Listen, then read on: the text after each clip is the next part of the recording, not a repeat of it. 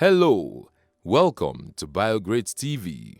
If you're new here, please subscribe and turn on the notification so you don't miss our next video. Biography of Cyrille Adoula. Cyrille Adoula was a Congolese politician and trade unionist. He served as Prime Minister from the 2nd of August 1961 until the 30th of June 1964.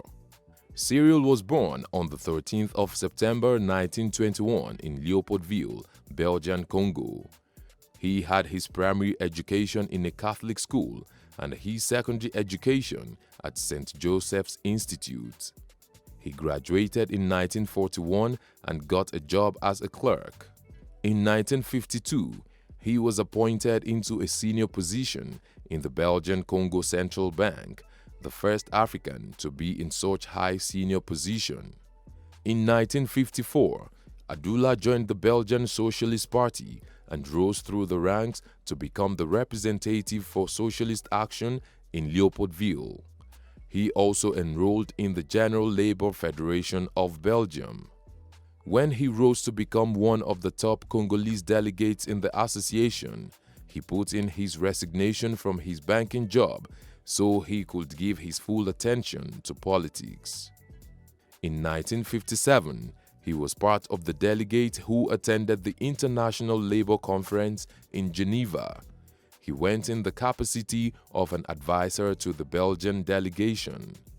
At a General Federation Conference in 1959, he pushed for the independence of the Congolese branch of the association, and he subsequently became the Secretary General of the new federation's Western chapter. In this capacity, he made trips to Israel and West Germany to have talks with other trade unionists and became a deputy committee member of the International Congress of Federated Trade Unions. In October 1958, Adoula, along with some other nationalists including Patrice Lumumba and Joseph Ileo, founded the Congolese National Movement, MNC. The party hoped to achieve independence for Congo by peaceful means, eradicate regionalism, and promote the political education of the masses. Adoula became party vice president. While Lumumba became increasingly vocal and nationalistic, Adoula maintained a moderate approach. When Patrice Lumumba became Prime Minister of Congo, he offered Adoula a ministerial position in his government, but the latter turned down the offer, citing dissatisfaction with the composition of the government, which had faced criticism from many circles. Shortly after independence, the Congo lapsed into disorder following an army mutiny and the breakaway of the Katanga province led by Moise Tshombe, which led to the Congo crisis. Adoula consciously distanced himself from Lumumba.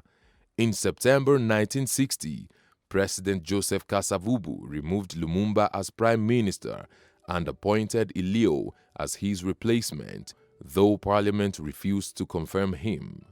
He served briefly as Ileo's Minister of Interior. Lumumba was subsequently arrested after a coup by Colonel Joseph Mobutu and eventually executed. Adoula, who was seen as a liberal by the United States, began to catch their interest as an anti-communist alternative to Lumumba.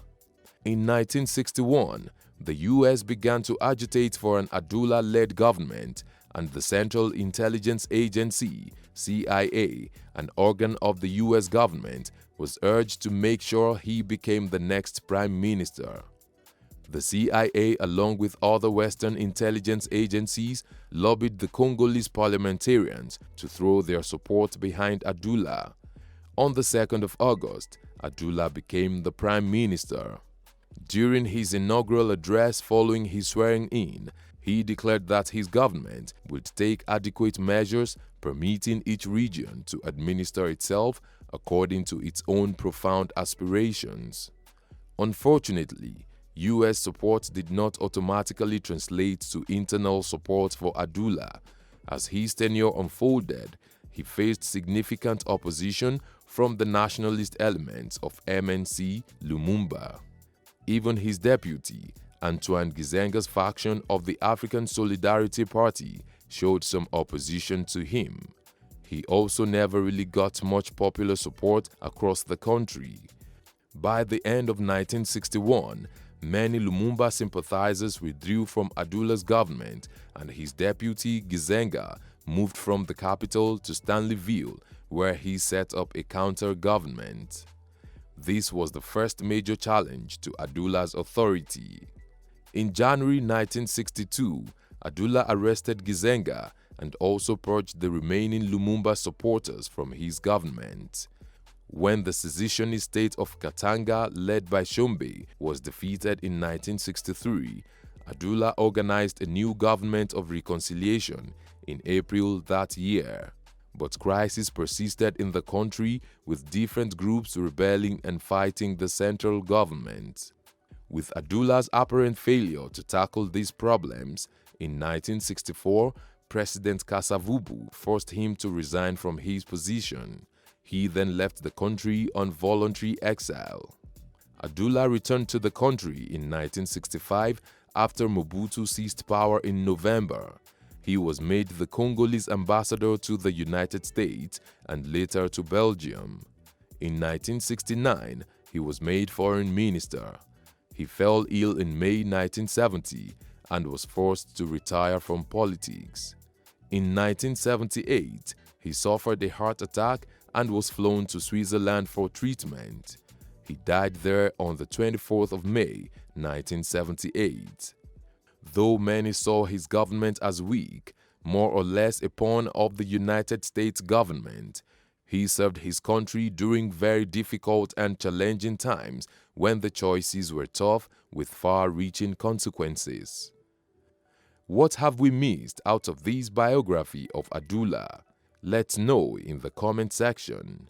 Will it be ridiculous to subscribe to our channel? If no, please like this video, share, and subscribe to our channel.